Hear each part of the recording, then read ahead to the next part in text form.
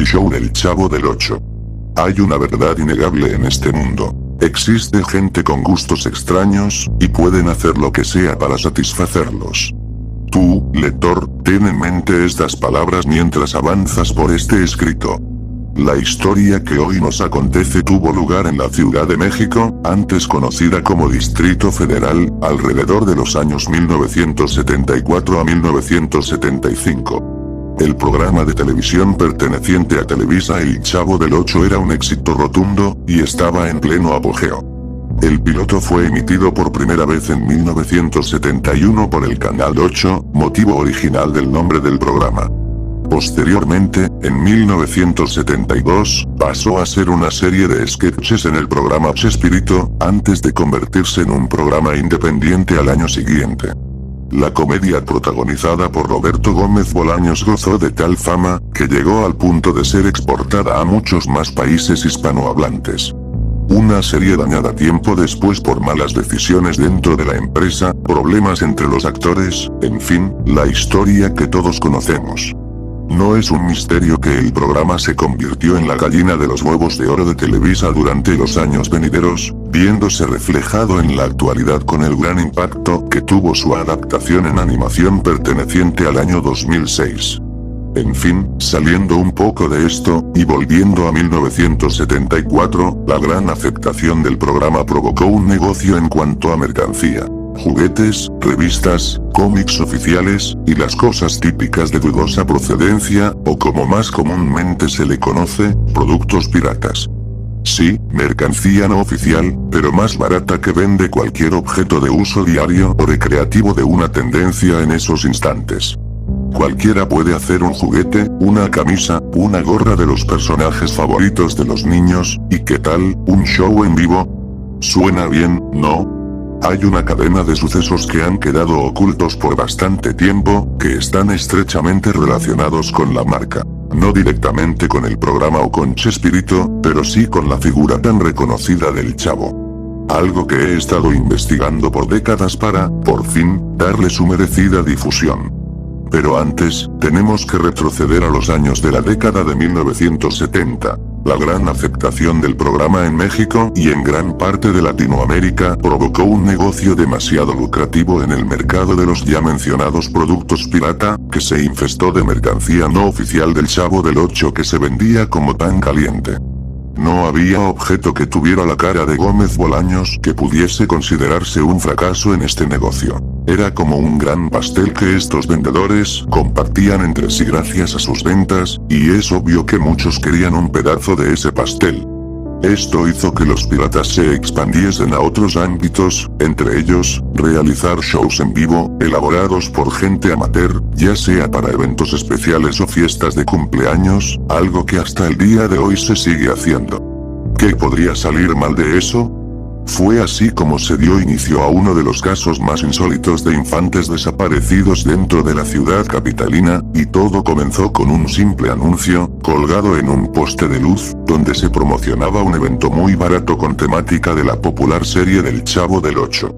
Muy pocas noticias, si no es que ninguna existe en la actualidad.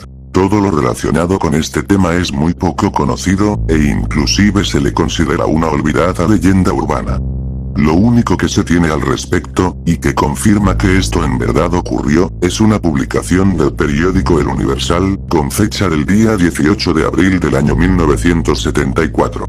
En él se hace mención acerca de un secuestro suscitado en el Distrito Federal, que envolvía al mítico personaje de Roberto Gómez Bolaños. Se nos da un testimonio de una madre, la cual nos menciona que había solicitado por teléfono un evento infantil para el cumpleaños del mayor de sus hijos, fanático de la serie. La cita se había pactado para las 5 p.m. del 16 de abril del año ya mencionado. Según testimonios de la familia, unas horas antes del cumpleaños, cerca de una esquina de la calle, se estacionó una camioneta blanca, dañada, sucia, y con los cristales polarizados. Al dar las 5 de la tarde, como se había acordado, varios vecinos vieron que de esa misma camioneta salían unos hombres con unas botargas de los personajes de la vecindad del Chavo. En sus palabras, eran aterradoras, pero, de cualquier forma, funcionaban para lo que estaban hechas. Los sujetos cumplieron su propósito durante el show, y eso era lo importante. Acto seguido, la madre afectada procedió a describir en qué consistió aquel espectáculo improvisado. Los sospechosos realizaron, al parecer, una rutina basada en la típica escena que ocurre en el patio principal de la vecindad. El chavo juega con Kiko, y este último acaba llorando en su muro, doña Florinda le da una cachetada a don Ramón, y al final el chavo recibe un coscorrón en la cabeza por parte de este. Esto, pero sin voces, es decir, un acto de mímica. Los niños se divirtieron de igual forma, no quedaron indiferentes.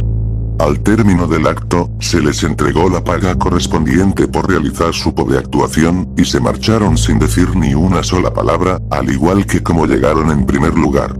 No obstante, aquel día se llevaron, por así decirlo, un recuerdo de esa fiesta además del mísero salario que podría parecer explotación laboral. Ese recuerdo fue, ni más ni menos, que 4 niños de la fiesta. El cumpleañero, uno de sus hermanos, y 2 amigos que iban con ellos a la misma escuela primaria. Estos infantes desaparecieron, para no ser vistos nunca más. No hace falta ser un genio para deducir cómo fue que estos pobres niños desaparecieron, pues simplemente no hay otra explicación.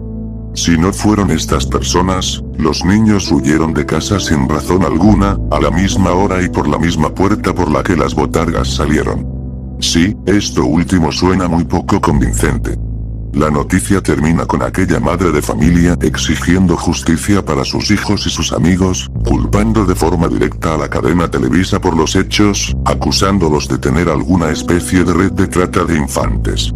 En fin, son cosas que ya no vienen al caso con esta investigación. Aunque, tal vez sí.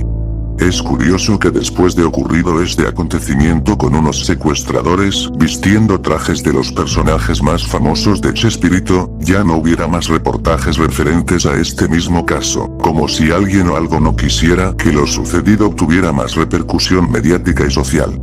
Con este punto no estoy intentando tachar a Televisa de tener un escuadrón dedicado al secuestro de niños, pero si se pudiera dar a entender que estarían intentando esconder esta noticia en la medida de lo posible. Al tener tanta influencia, incluso por aquellos entonces, no les costó mucho trabajo conseguir apartar el caso del ojo público. Después de todo, no podían perjudicar su programa estelar. Digo, es lo que todo empresario haría.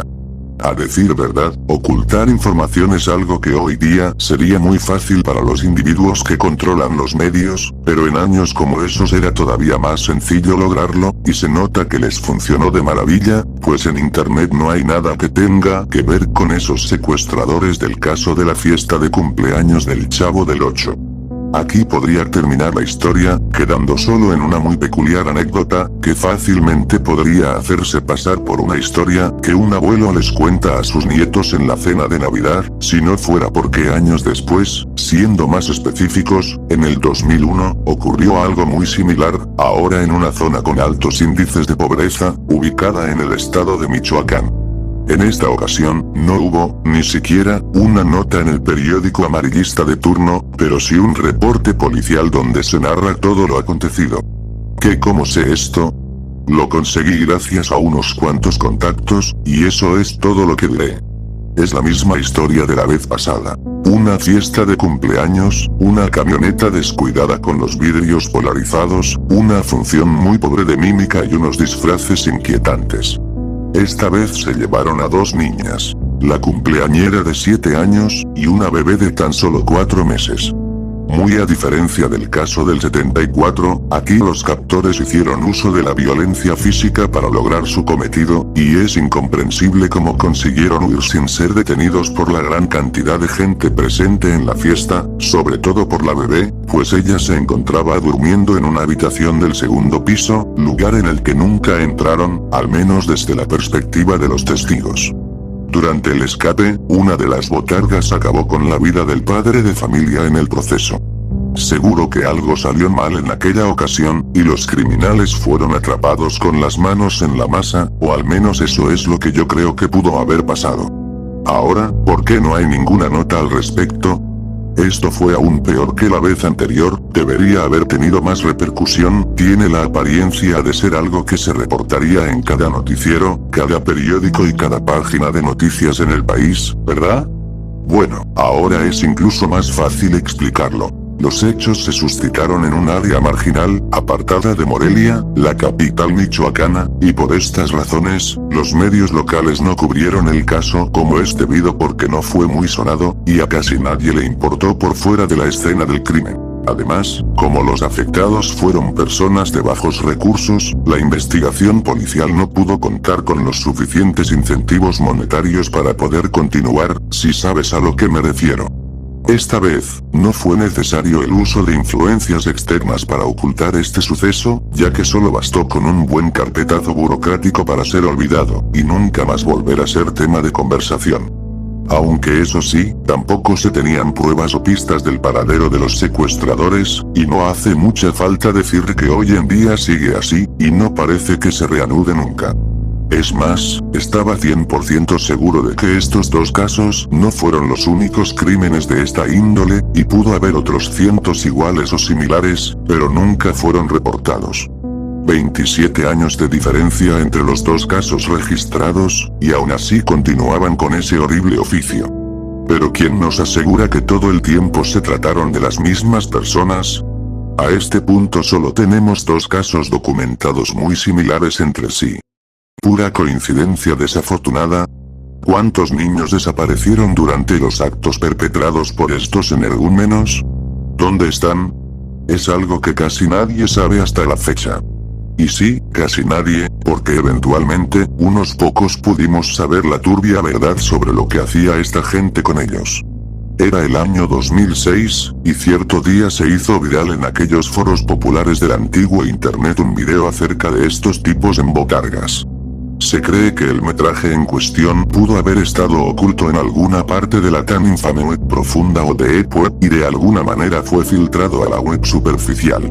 Si tienen cierta experiencia en este mundillo que es internet, quizás ya se estaban esperando lo que estoy por mencionar. Ese video era de todo, menos agradable. Se trataba de un video de categoría snuff, lleno de contenido gore, de unos 15 a 20 minutos de duración aproximadamente, mostrando una tortura indescriptible hacia una víctima menor de edad. Las descripciones están de más, y no voy a alimentar el morbo de nadie, como en otras historias sobre gente que torturan niños. Lo único que diré al respecto, es que el video era un festival brutal e inhumano presentado por tus personajes favoritos de la vecindad del Chavo. Algo surreal, a la vez de aterrador y repugnante. Tiempo después se filtró un segundo video, pero era casi igual que el anterior, con la diferencia de que había al menos 4 menores más en la escena. Estaban grabados con cámaras relativamente actuales, presumiblemente pertenecientes a la época de los años 2003 al 2005. En ninguno de ambos casos se pudo conseguir una fotografía detallada de las botargas que se presentaron en la fiesta del año 2001, pero no hay que ser un genio para intuir que eran idénticas a las que aparecían en los vídeos. Lo curioso es que, en ambos metrajes, las víctimas no coincidían en lo absoluto con las descripciones de los niños desaparecidos en los casos registrados, fundamentos que terminan de corroborar mi teoría sobre que hubo muchos más secuestros que no han sido documentados. Pero ¿qué es lo que hace a este material particularmente especial para la investigación de estos delitos? Avancemos hasta marzo del año 2019. Durante un operativo en la delegación Cuauhtémoc en la Ciudad de México, operativo en el que por cierto yo estuve presente, se confiscaron, al menos, más de 2000 cintas en formato VHS pertenecientes a un grupo delictivo que operaba en los barrios bajos de la zona. Al examinar aquel material por mero protocolo, se encontraron varias grabaciones de esa misma índole violenta y gráfica, pertenecientes a diferentes años de entre 1973 y 1990, debido a la calidad de la imagen. Deducimos que susodicho material solo fue hecho para entretener, pues estos sujetos destrozaban en el proceso cualquier cosa que pudieran vender en el mercado negro para sacar algo de dinero, y no hace falta decir a qué me estoy refiriendo. Todos estos vídeos tenían algo en común. Eran protagonizadas por las mismas botargas del Chavo que se vieron en los dos vídeos filtrados a la web superficial en el 2006. En cada una de las 2000 y tantas cintas de vídeo, las víctimas no eran las mismas. Esto significaba que hubo una cantidad innumerable de secuestros e infanticidios sin registrar, que fueron pasados por alto por los medios de comunicación y las autoridades nacionales.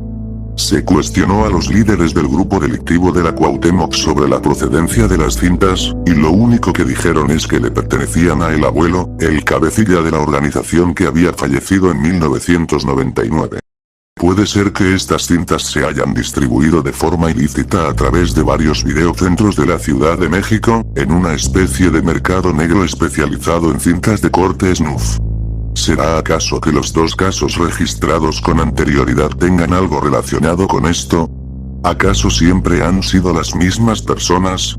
¿Ahora el negocio está a cargo de la descendencia de los delincuentes originales? Las probabilidades son en extremo altas, mucha coincidencia como para ignorarla, pero para mí, eso ya es un hecho.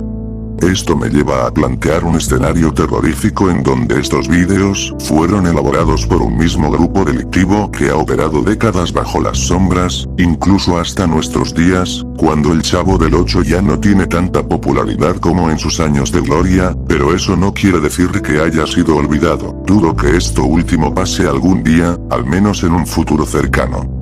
Supongo que ya te habrás dado cuenta por qué estos infelices tenían ese afán enfermizo de raptar a menores de edad en cada evento, cada fiesta de cumpleaños a la que iban. Hay gente que tiene gustos muy extraños, y pueden hacer lo que sea, repito, lo que sea con tal de satisfacerlos, incluso si eso implica filmar infanticidios, portando una botarga espeluznante, vieja y polvorienta, caracterizando un personaje infantil. Definitivamente uno no sabe con qué clase de locos puede toparse en este trabajo. A veces me arrepiento de haber dedicado mi vida a esto, la impotencia es terrible, y en ocasiones puedo sentir la culpa como una gran carga sobre mis hombros, de la cual no puedo deshacerme, aunque quisiera. Seguramente estarás pensando que, luego de hacer un descubrimiento de tal magnitud como este, se armaría toda una investigación policial de gran escala para poder dar con el paradero de esta banda de enfermos y ponerlos tras las rejas de una maldita buena vez. Pero no, ya no somos cadetes recién egresados de la academia queriendo hacer el bien, y hacer que todos tengan su final feliz. No, sabemos muy bien cómo se trabaja aquí, y, por desgracia, las cosas no funcionan de esa forma en este país. A menos que esto se vuelva sumamente mediático, y sea perseguido incluso por el mismo gobierno, podríamos hacer algo al respecto. Fuera de eso, han pasado más de 40 años desde que se vienen cometiendo estos atroces crímenes, y los perpetradores siguen impunes, a pesar de que se tiene pleno conocimiento de lo que hacen y cómo es su modo de operar. ¿Será un secreto a voces ignorado por todos? No, lo dudo, simplemente a nadie le importa. No me sorprende, he estado años en este trabajo, tengo la certeza de que no es la primera vez que sucede. Puede que esto sea lo último que lean de mí, el macabro tour del Chavo del Ocho, viajando por todo el país secuestrando niños, en busca de satisfacer el morbo de un montón de gente enferma y filmar sus actos atroces. Me gustaría decir que este es el final de la historia, pero no es así. En este año, 2023, se han filtrado más vídeos exactamente iguales a los que ya se ha hecho mención, pero tienen una diferencia muy notable a comparación de los casos anteriores. No eran botargas del Chavo del Ocho, sino disfraces de otros personajes infantiles.